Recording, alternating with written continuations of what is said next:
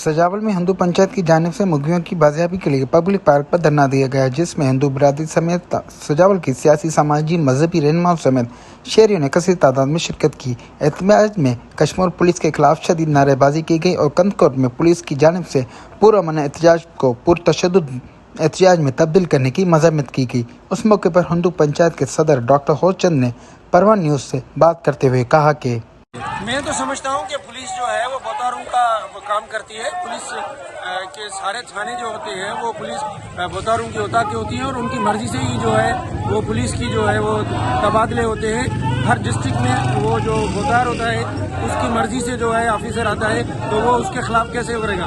ये बोतारों की आपस में जो है वो मिली भगत है और उसने जो है ना पूरी आवाम, सिंध की आवाम को लूट कर रखा हुआ है। वो असेंबली में भी ऐसा ही करते हैं और बाहर भी ऐसा करते हैं, सिंध को तबाह कर रहे हैं और कुछ भी नहीं। तो ये पूछता हूँ कि इन लोगों ने बंदे लाए कहाँ से हैं? ये लोग कौन सा मुकाबला है, कौन सा बंदा पकड़ा है, इन्होंने क्या किया है? सिर्फ लाके क्या ये शोपीस है जो उन्होंने बंगलों से उठाकर आकर बाहर रखे हुए हैं? ये तो सारी की सारी ड्रामा है और कुछ भी नहीं है। इन सबको पता है कि कहाँ है, इनको ये भी पता होगा कि प्रिया कुमारी कहाँ है, लेकिन ये लोगों को परेशान करते हैं और कुछ भी नहीं है।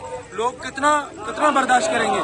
उन्होंने कहा कि कश्मीर, कंदकोट और गुटकी में मुर्गियों की बाजियाबी तक एहतजाजी धरना जारी रहेगा। वहाँ पर लोगों को अगवा भी पुलिस ही करवा रही है, क्योंकि पुलिस की कुछ कार्रवाई इसमें शामिल है। उन्होंने कहा कि निगरान हुकूमत इस पर फुल फोर्स नोटिस लेकर तमाम उन मुलविस पुलिस एहलकारों समेत अफसरान के खिलाफ कार्रवाई की जाए। कैमरामैन फयाज मान के साथ अतिक रहमान खत्री, परवान न्यूज़, सजावल।